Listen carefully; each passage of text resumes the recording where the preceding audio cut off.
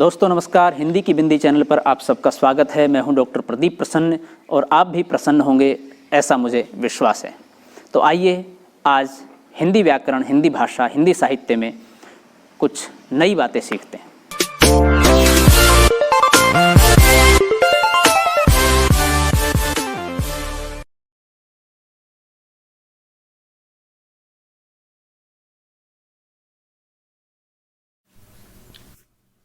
विद्यार्थियों, आज की वीडियो हम बना रहे हैं भावार्थ।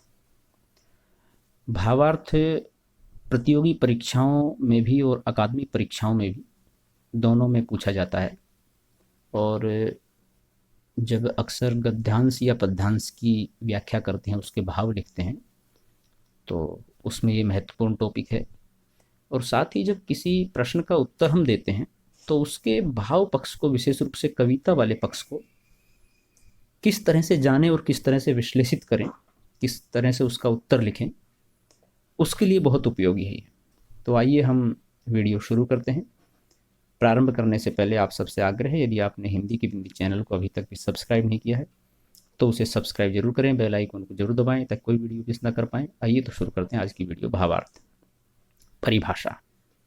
भावार्थ अर्थ और व्याख्या के बीच की चीज है, यानी कि न तो ये पूर्णतः किसी भी गद्यांश या पद्यांश का अर्थ स्पष्ट करता है, न ही उसकी व्याख्या करता है, उसके मध्य की बात करता है।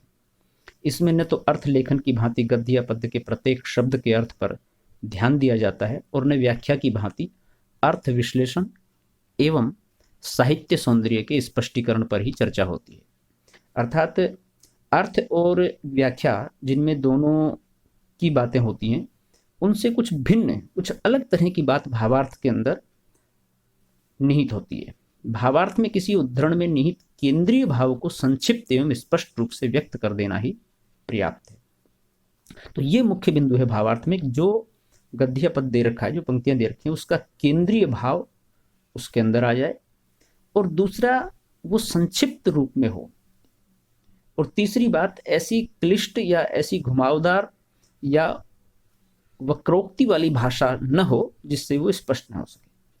ये तीन मुख्य बिंदु हैं उसके। केंद्रीय भाव निहित हो जाए, संक्षिप्त हो, लघु हो और स्पष्ट हो, तो वो किसी मूल पद्य या गद्य का भावार्थ फिर कहलाता है।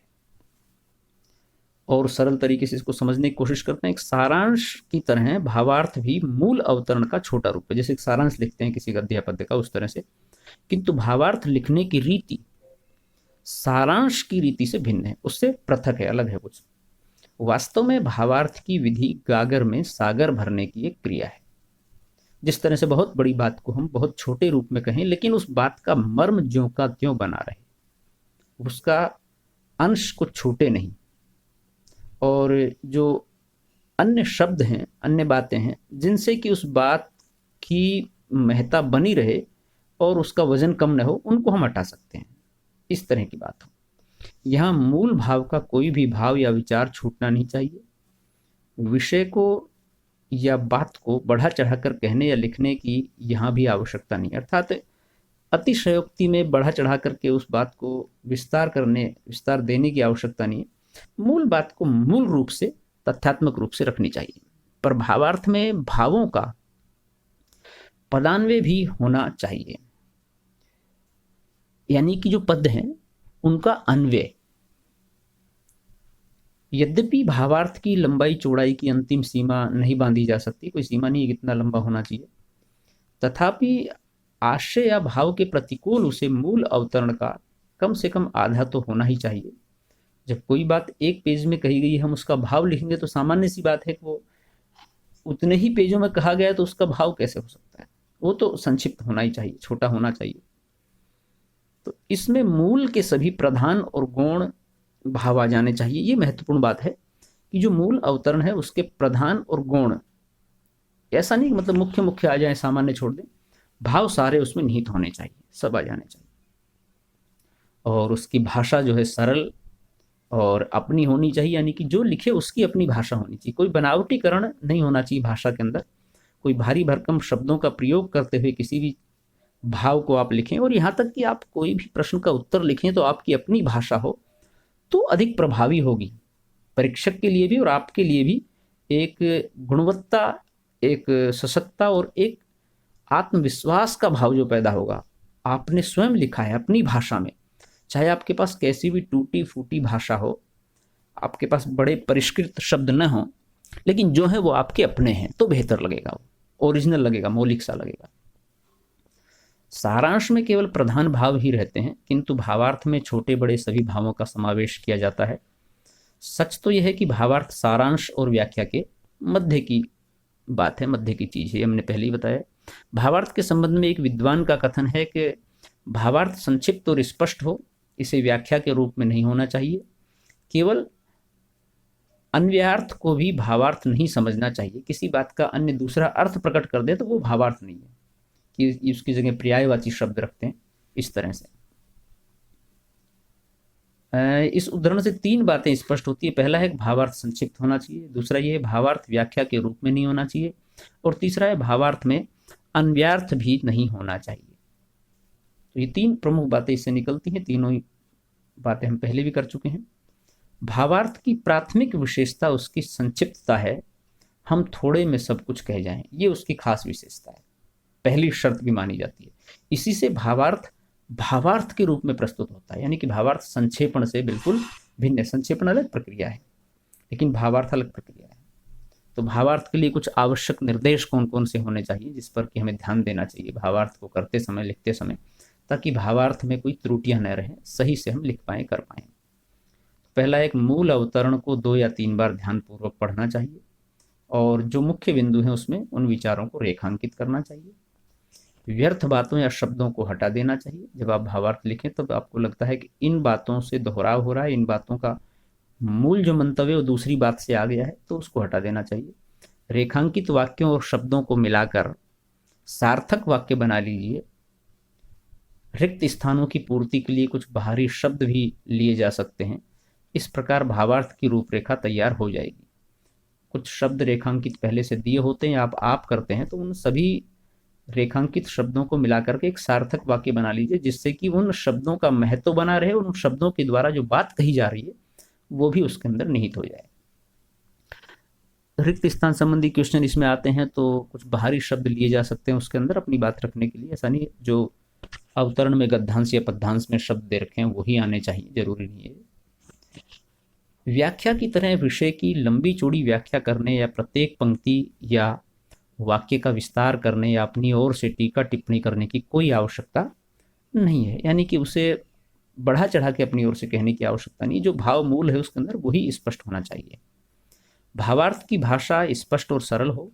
मूल अवतरण में दिए गए शब्दों का ज्यों का त्यों प्रयोग अपेक्षित नहीं है, यानी कुछ उसे बदलाव करके लिखना चाहिए। आलंकारिक शब्दों या भाषा का प्रयोग नहीं होना चाहिए, बहुत स्पष्ट और सीधे रूप में लिखना चाहिए। उसको बनावटीकरण के रूप में बहुत सजा करके लिखने की आवश्यकता नहीं है। भावार्थ में भावों का पदान्वय नहीं होना चाहिए। समूचे अवतरण को पढ़ लेने के बाद सोचना चाहिए कि मूल के सभी महत्वपूर्ण और आवश्यक भाव आ गए या नहीं, क्योंकि कई बार हम लिखते समय उतना नहीं सोच पाते हैं, तो हमें लगता है हमने लिख दिया, लेकिन कुछ चीज़ें छूट जाती हैं। तो इसलिए एक बार लिखने के बाद फिर से उसको पढ़ लीजिए, जहाँ कुछ छूट रहा हो उसको, वहाँ स्पेस है तो ठीक है, अन्यथा संकेत के माध्यम से कहीं नीचे ऊपर दाएं बाएं आप लिख सकते हैं। यदि कोई विचार छूट गया हो तो यथास्थान समाविष्ट कर देना चाहिए, वहाँ लिख देना चाहिए, दूसरी जगह लिख देना चाहिए। तात्पर्य यह है कि गद्यांश या पद्यांश में आए विचारों को संक्षेप में सरल भाषा में लिख देने के प्रयास को भावार्थ कहते हैं। बहुत स्पष्ट और सरल परिभाषा, बहुत सरल रूप से इसको समझाया गया है यहाँ पर, और हमें लगता है आप समझ रहे हैं। इसमें खंडन मंडन या टीका टिप्पणी की कोई गुंजाइश नहीं रहती। जैसे कि बहुत सारे विचारों से आप सहमत नहीं है तो उनका खंडन करते हैं, अपने विचारों को पुष्ट करने के लिए उनका मंडन करते हैं, या दूसरे विचारों के आधार पर उसको पुष्ट करते हैं, उसकी टीका टिप्पणी करते हैं। ये भावार्थ में इसकी आवश्यकता बिल्कुल नहीं होती। सीधे सीधे स्पष्ट रूप से उसका भाव लिखना है, ये महत्वपूर्ण बिंदु है। परीक्षार्थी को अपनी ओर से एक भी बात घटाने या बढ़ाने का अधिकार नहीं है। अपनी ओर से नहीं लिखना है आपको, आपने जो कहा है, जिस पुस्तक में, जिस गद्यांश के माध्यम से जो कहा जा रहा है उसी को लिखना है, बस भाव के रूप में, संक्षिप्त रूप में, छोटे रूप में, केंद्रीय मूल भाव के रूप में। यहाँ पर हम एक उदाहरण से चीज़ों को समझने का प्रयास करते हैं। जैसे कि एक उदाहरण है, मूर्ति तैयार हुई, मूर्तिकार उसे बाजार ले गया, पर दुर्भाग्य वह न बिकी, अब कौन मुँह लेकर घर लौटे, आखिर घर तो उसे लौटना ही था। उसे देखते ही उसका बच्चा बताशा बताशा चिल्लाता हुआ दौड़ा और उसके आगे हाथ फैला दिए। मूर्तिकार के मुंह से कोई शब्द न निकला। वह बच्चे को अपनी गोद से चिपका कर रोने लगा।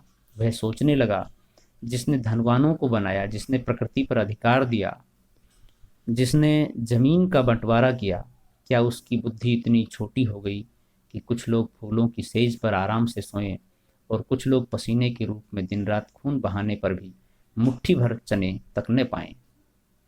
अब ये एक अवतरण है, ये गद्यांश से इसका भावार्थ लिखना है तो भावार्थ इस प्रकार से लिखेंगे। सबसे पहले इसको 2 या 3 बार पढ़ लेंगे तो समझ में आ जाएगा क्या कहना चाह रहा है अवतरण। अब देखिए क्या कहना चाह रहा है, हम उसका भावार्थ लिख रहे हैं, फिर और स्पष्ट करते हैं कि आज पूंजीवाद का भयानक रूप देखने को मिलता है। कुछ लोग बिना हाथ पैर डुलाए मालपुआ खाते हैं और सुख का जीवन बिताते हैं, और कुछ लोग मेहनत करके भी भरपेट अन्न नहीं पाते हैं। आज दौलत के बाजार में कलाकार को कोई नहीं पूछता। कलाकार भूखा मरता है और अपने बच्चों को बताशा भी खरीद कर नहीं दे सकता। अब इसमें सारी बात स्पष्ट हो गई है। कला की महत्ता की बात हो गई, कलाकार के बच्चों की बात हो गई, दौलत का जो युग है, बाजारवाद है, उसकी बात हो गई, मेहनत नहीं करना चाहता उसकी बात हो गई, धनाढ्य वर्ग किस तरह से ऐशो आराम करते हैं उस सब की बात होगी। तो सारी बात को एक केंद्रीय भाव के रूप में बहुत संक्षिप्त रूप में स्पष्ट कर दिया गया। एक और उदाहरण देखें, क्या बाज को चिड़ियों का शिकार करते हुए देखकर हंस को यह शोभा देगा कि वे मानसरोवर की आनंदमयी शांति को छोड़कर चिड़ियों का शिकार करने लगे और वह शिकार बन जाए तो आप उसे बधाई देंगे? हंस के पास अपनी तेज चोंच नहीं है, उतनी आंखें नहीं हैं, उतने तेज पंख नहीं है, उतनी तेज रक्त की प्यास नहीं है। इन अस्त्रों का संचय करने में उसे सदियों लग जाएंगे, फिर भी वह बाज बन सकेगा या नहीं इसमें संदेह है। मगर बाज बने या न बने, वह हंस न रहेगा, वह हंस जो मोती चुगता है। अब इस अवतरण के कई अर्थ हो सकते हैं, अपने अपने रूप से भावार्थ हो सकते हैं, लेकिन एक भावार्थ हम आपको बता रहे हैं। बाकी और भावार्थ कौन से हो सकते हैं आप कमेंट्स में लिख के भेजिए, उसका भावार्थ करके भेजिए, क्योंकि ये बात बहुत खुली हुई नहीं है, स्पष्ट नहीं है, इसमें बहुत सारे संकेत हैं। भावार्थ ये, जिस प्रकार हंस बाज की तरह कभी भी आखिर धर्मा एवं नृशंस नहीं हो सकता, यानी कि बहुत अधिक अत्याचार करने वाला, क्योंकि दोनों की आकृति एवं प्रकृति में पर्याप्त अंतर है। उसी प्रकार नारी लाख चाहने पर भी पुरुष की तरह कठोर एवं क्रूर नहीं बन सकती, क्योंकि दोनों की शारीरिक बनावट एवं मानसिक प्रक्रिया में पूरी तरह भिन्नता होती है। तो इस तरह से हम एक भावार्थ आपके सामने स्पष्ट कर रहे हैं, बाकी आप कोशिश करें। तो विद्यार्थियों, ये थी आज की वीडियो, आपको कैसी लगी हमें जरूर बताएं। अच्छी लगी तो लाइक कीजिए, शेयर कीजिए, कमेंट्स कीजिए और चैनल को सब्सक्राइब करना ना भूलें। आपके मन में कोई सवाल है, कोई जिज्ञासा है, कोई प्रश्न है तो पूछ लीजिए कमेंट्स के माध्यम से। हम नेक्स्ट वीडियो में नेक्स्ट टॉपिक के साथ फिर मिलते हैं, तब तक के लिए शुक्रिया, नमस्कार, सुरक्षित रहिए।